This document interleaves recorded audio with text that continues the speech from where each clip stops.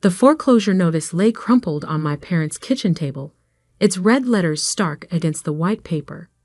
Mom paced the worn linoleum floor while Dad sat with his head in his hands, the weight of their financial troubles evident in the slope of his shoulders. $20,000, Mom repeated, her voice cracking. Where are we supposed to find that kind of money in 2 weeks? I took a deep breath, smoothing out the notice. I can help. They'd both turned to look at me, surprise and something else. Was it shame? Crossing their faces. At 32, I'd built a successful software consulting business, though they'd never shown much interest in understanding exactly what I did.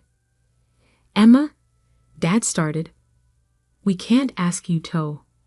You're not asking. I interrupted. I'm offering. The kitchen was silent except for the steady drip of the leaking faucet, a repair that, like so many others, had been postponed due to lack of funds. The house I'd grown up in was showing its age. Peeling wallpaper, creaking floors, a roof that desperately needed replacing. What about your brother? Mom asked. Andrew should help too. He's the successful one. The familiar sting of comparison hit me. Andrew, the golden child who worked on Wall Street and drove expensive cars, but somehow never had money to help the family. Andrew, who could do no wrong even when he did nothing at all. Andrew's not here, I said quietly. I am. I pulled out my phone, opened my banking app, and showed them the transfer I'd already prepared. $20,000, ready to move with a single tap. Mom's eyes widened. How do you have that kind of money? I told you my business was doing well. Though they'd never asked for details, never shown interest in my growing success, I can transfer it right now. Dad straightened in his chair. We'll pay you back, of course. No need, I said, tapping the transfer button. Consider it a gift. The notification chimed, confirming the transaction. $20,000, more than they'd ever believed I could earn, let alone save. Moving from my account to theirs. I don't know what to say, Mom whispered, tears in her eyes. Just promise me something, I said, standing up. Promise you'll stop comparing me to Andrew. Stop acting like I'm somehow less successful just because I chose a different path. The moment the words left my mouth, I knew I'd made a mistake. Mom's face hardened, the gratitude vanishing as quickly as it had appeared. How dare you? She snapped. After everything we've done for you, you use this to try to make us feel guilty. That's not what your brother would never throw his success in our faces like this. I stared at her, disbelief mixing with a lifetime of hurt. I just gave you $20,000 to save your house. And now, you're using it against us. Mom's voice rose, just like you've always been jealous of your brother's success. Margaret, Dad said weakly, but she was too far gone. Get out, she screamed, pointing at the door. Get out and never come back. We don't need your money or your judgment. I stood frozen, the reality of what was happening slowly sinking in. I'd just given them enough money to save their home, and instead of gratitude, I was getting thrown out. Mom, please. Out. She grabbed my arm, pushing me toward the door. And take your money with you. We'll find another way. The transfer's already done, I said quietly, letting her push me onto the front porch. The mortgage is due in 2 weeks. Don't let your pride cost you your home. The door slammed behind me with enough force to rattle the windows. I stood there for a moment, listening to Mom's muffled sobs and Dad's attempts to calm her down. My phone buzzed.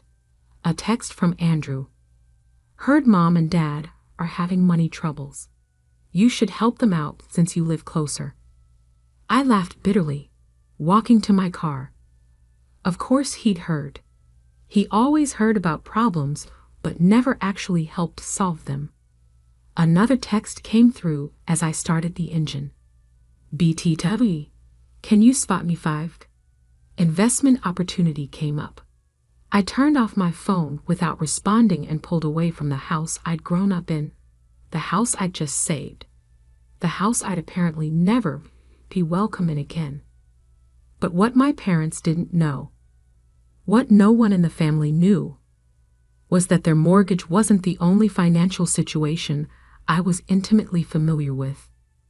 I'd been watching, learning, gathering information about the house, about Dad's failed business ventures, about Andrew's investment opportunities that always seemed to need family funding.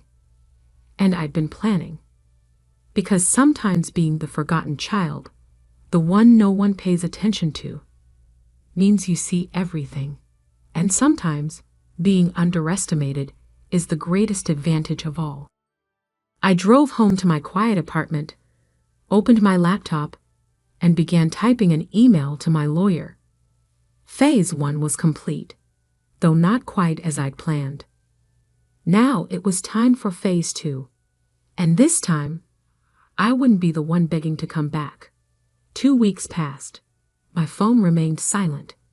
No calls from Mom, no texts from Dad, not even an acknowledgement that my money had saved their home. The only family member who kept in touch was Andrew, sending increasingly desperate requests for loans. I sat in my home office, surrounded by monitors displaying financial data, when Diana from my bank called. Ms. Walker, there's been another attempt to access your accounts. Your brother again. I smiled grimly. Let me guess. He tried to use Mom's maiden name as verification. And your childhood pet's name. Should I flag his attempts as fraudulent? Not yet. I leaned back in my chair. Let's see how far he's willing to go. After hanging up, I pulled up the document I'd been working on. A detailed spreadsheet tracking every loan Andrew had taken from family members over the past 5 years. The total was staggering. Over $300,000 borrowed and never repaid. My intercom buzzed. Your 2 p.m. is here, my assistant announced. Right on time, James Parker from the SEC walked into my office. He'd been surprisingly interested when I'd reached out about investigating certain investment schemes. Ms. Walker, he said, setting his briefcase on my desk. I've reviewed the documentation you sent. It's comprehensive. I nodded. 10 years of watching my brother scam family members tends to produce a lot of evidence. This goes beyond family, James replied, opening his briefcase. Your brother's been running an unauthorized investment operation, taking money from multiple sources, promising impossible returns. A Ponzi scheme. I finished. I know. I've been tracking it for years. He looked up sharply. Years. Why wait until now to come forward? I turned my monitor so he could see the latest email from Andrew. Emma, seriously need 50 by tomorrow. Huge opportunity. We'll pay back double in a month. Don't tell Mom and Dad. Because sometimes you have to wait for people to reveal who they really are. James studied the email. Your parents, they're victims in this too. They're his biggest enablers, I corrected. They've remortgaged their house 3 times to give him money. The $20,000 I paid 2 weeks ago, that was to save them from foreclosure after his last sure thing investment failed. And they don't know you're the one who reported him. They don't know anything about me, I said quietly. They never have. My phone buzzed. A text from Dad. Monthly mortgage payment due next week. Assuming you're handling it, since you offered to help. I showed it to James. See? They threw me out 2 weeks ago, told me never to come back. Now they just expect me to keep paying. He shook his head. We'll need statements from other victims. Family members who lost money. Already compiled. I handed him a thick folder. Statements, bank records, text messages. Aunt Sarah lost her retirement fund. Uncle Pete had to sell his business. Cousin Michael's kids can't go to college. And they're all willing to testify. They will be. Once they understand what really happened to their money. My phone buzzed again. Mom this time. Andrew needs help with an investment. If you can't support your brother, at least send the mortgage payment. James raised an eyebrow at the message. Perfect timing, I said. Ready to move forward? He nodded, pulling out official-looking documents. We can execute the warrants tomorrow morning. No, I replied, checking my calendar. Next week, Tuesday. Why the delay? Because Monday is the monthly family dinner. The one where Andrew always announces his latest investment opportunity and collects more money. I smiled slightly. I want him to have one last chance to show exactly who he is. After James left, I sat staring at my parents' texts. They hadn't bothered to ask how I was doing after throwing me out. Hadn't acknowledged the money I had given them. Just demanded more, always more, to feed Andrew's endless schemes. My laptop pinged with an alert. Andrew had just booked a first-class flight to the Cayman Islands for next Wednesday. Right on schedule. I picked up my phone and typed a response to Mom. I'll be at dinner on Monday. Her reply came instantly. Good. Bring your checkbook. Your brother has an amazing opportunity to share. I forwarded the exchange to James, adding surveillance team confirmed for Monday. All set, he replied. Recording devices will catch everything. I started typing an email to all the family members Andrew had scammed, scheduling it to send Tuesday morning. I know what happened to your money. Come to my office at 2 p.m. if you want the full truth. A final text came through from Andrew. Hey sis, got something big to discuss Monday. Bring that business brain of yours. And maybe a blank check? Looking forward to it, I replied. Because I really was. I'd spent years being the responsible one, the reliable one, the one they only noticed when they needed money. Years watching Andrew drain our family's resources while being praised as the successful son. Well, success comes in many forms, and sometimes it looks like finally exposing the truth. I opened my safe and removed the final piece of evidence. A recorded conversation from 5 years ago where Andrew admitted he was running a Ponzi scheme. I kept it all this time, waiting for the right moment. That moment was coming. Monday's family dinner would be one to remember, and Tuesday would change everything. I just hoped my parents would finally see the truth about their golden child before they lost everything trying to protect him. But even if they didn't, even if they never forgave me for what I was about to do, I knew it was the right thing. Because sometimes love means stopping people from destroying themselves, even if they hate you for it. Monday evening arrived with a sense of inevitability. I parked outside my parents' house, noting the new luxury car in the driveway, Andrew's latest purchase with other people's money. The SEC surveillance van was discreetly positioned down the street, disguised as a utility vehicle. I checked my watch. 6:45 p.m. In less than 24 hours, everything would change. Mom opened the door before I could knock. Emma, finally. She hugged me as if she hadn't thrown me out 2 weeks ago. Andrew's got such exciting news. The house smelled of pot roast. Mom's specialty, always served when Andrew had a new investment opportunity to discuss. The familiar scent now carried a bitter edge. Dad sat in his usual chair, looking tired but hopeful. Andrew held court in the living room, dressed in an expensive suit that probably cost more than our parents' monthly mortgage. Little sister, he grinned, showing too many teeth. Glad you could make it. Brought your checkbook. Always prepared, I replied, patting my bag.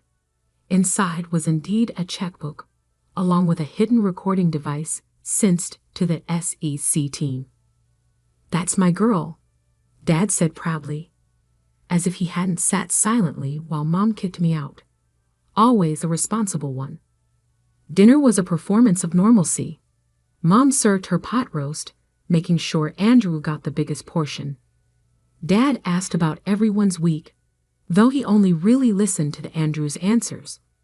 I pushed food around my plate, watching the scene unfold like a play I'd seen too many times. Finally, Andrew cleared his throat. "So, family, I've got something amazing to share. Here we go. I've discovered an investment opportunity that's going to change everything," he continued, eyes bright with rehearsed enthusiasm. "Guaranteed returns of 40% in 3 months. "That's wonderful, honey," Mom beamed. "Sounds impressive," I said carefully. "How does it work?" Andrew launched into his pitch, the same one he'd used countless times, just with different numbers. Exclusive access, limited time offer, too complex to explain fully, but too good to pass up. "I just need some capital to secure our position," he finished. "Say, 50,000? I know it's a lot, but the returns. We can remortgage again," Dad offered immediately. "Actually," I interrupted, "I have some questions first." Andrew's smile flickered. "Come on, sis. You know I wouldn't steer our family wrong. Like you didn't steer Aunt Sarah wrong, or Uncle Pete, or Cousin Michael." The room went silent. "What are you talking about?" Mom demanded. I pulled out my folder. "I'm talking about the $300,000 Andrew has borrowed from family members over the past 5 years. Money that was never repaid. Money that was lost in guaranteed investments." "That's different," Andrew protested. "Those deals just needed more time. Like this deal." I slid a printout across the table. "The one where you've already booked a flight to the Cayman Islands for Wednesday." His face went pale. "Emma?" Mom snapped. "How dare you accuse your brother? It's not an accusation." I stood up, addressing the hidden microphones as much as my family. "It's evidence. Evidence of a Ponzi scheme that's been draining this family dry for years." "What evidence?" Dad asked, his voice barely a whisper. I played the recording from 5 years ago, Andrew's voice clear and damning. "Of course, it's a Ponzi scheme. These people are too stupid to realize. Take their money, show them fake returns, use new investments to pay old investors. It's beautiful." Mom's hands flew to her mouth. Dad seemed to age 10 years in 10 seconds. "You recorded me?" Andrew snarled, lunging for my phone. The front door burst open. James Parker led a team of SEC agents into the room, badges displayed. "Andrew Walker," James announced, "you're under arrest for operating a fraudulent investment scheme, wire fraud, and multiple counts of financial elder abuse." "No," Mom screamed, trying to block the agents. "There must be some mistake. The only mistake," I said quietly, "was enabling him for so long, watching him destroy this family while pretending everything was fine." As the agents led Andrew away in handcuffs, Dad turned to me with tears in his eyes. "Why didn't you tell us sooner? Would you have believed me? Over him?" I gestured at the house around us. "Every mortgage, every loan, every time you gave him money. I tried to warn you, but you never listened." "We listened," Mom protested weakly. "No," you ordered, asked, demanded, but you never listened. I picked up my bag. "Tomorrow at 2 p.m., I'm meeting with everyone Andrew schemed. You're welcome to join us." Learn exactly what your golden child has done. Emma, please. Dad reached for my hand. We need you. No, I said softly. You needed me 2 weeks ago when I gave you $20,000. You needed me every time I tried to warn you about Andrew. Now you need to face the truth. I walked to the door, then turned back one last time. I'll keep paying the mortgage. Not for you, but because this house shouldn't pay for Andrew's crimes. But don't expect anything else until you understand what real success looks like. The next day, my office filled with shell-shocked family members learning the full scope of Andrew's schemes. Aunt Sarah wept over her lost retirement. Uncle Pete raged about his sold business. Cousin Michael mourned his children's college funds. My parents sat in the back, silent for the first time I could remember. When the meeting ended, Mom approached my desk. We were wrong, she said simply. About what? Everything. She placed a set of keys on my desk. My old house keys. The ones I'd given back 2 weeks ago. Come home. I picked up the keys, then held them out to her. I am home. In the life I built while you were busy praising Andrew's lies. We can change, Dad said from behind her. Then prove it. I handed them a folder. Inside is a repayment plan for everyone Andrew schemed. Start there. Show me you understand the difference between flash and substance. They left with the folder, shoulders bent under the weight of truth. 3 months later, they'd stuck to the repayment plan, started attending financial responsibility classes, and finally started seeing me. Really seeing me. Andrew pled guilty, facing years in prison. The family members he'd scammed would eventually recover some of their money through asset seizure and my parents' repayment plan. And me? I kept my promise, paid the mortgage, maintained the house, proved that success isn't about big promises and flashy schemes. Sometimes it's about quiet strength, about doing what's right even when it hurts. Sometimes it's about being the child they didn't want until they needed exactly who you were all along. Mom and Dad visit my office now, actually asking about my business, finally understanding that real success isn't measured in fast returns and empty promises. And that house they almost lost, they've put it up for sale, downsizing to something they can afford without depending on anyone else. They're learning, growing, changing, and so am I. Because sometimes the greatest victory isn't in proving others wrong. It's in finally proving yourself right, even if it takes losing everything to find it. The foreclosure notice lay crumpled on my parents' kitchen table, its red letters stark against the white paper. Mom paced the worn linoleum floor while Dad sat with his head in his hands, the weight of their financial troubles evident in the slope of his shoulders. $20,000, Mom repeated, her voice cracking. Where are we supposed to find that kind of money in 2 weeks? I took a deep breath, smoothing out the notice. I can help. They both turned to look at me, surprise and something else. Was it shame? Crossing their faces. At 32, I'd built a successful software consulting business, though they'd never shown much interest in understanding exactly what I did. Emma, Dad started. We can't ask you to. You're not asking. I interrupted. I'm offering. The kitchen was silent except for the steady drip of the leaking faucet, a repair that, like so many others, had been postponed due to lack of funds. The house I'd grown up in was showing its age. Peeling wallpaper, creaking floors, a roof that desperately needed replacing. What about your brother? Mom asked. Andrew should help too. He's the successful one.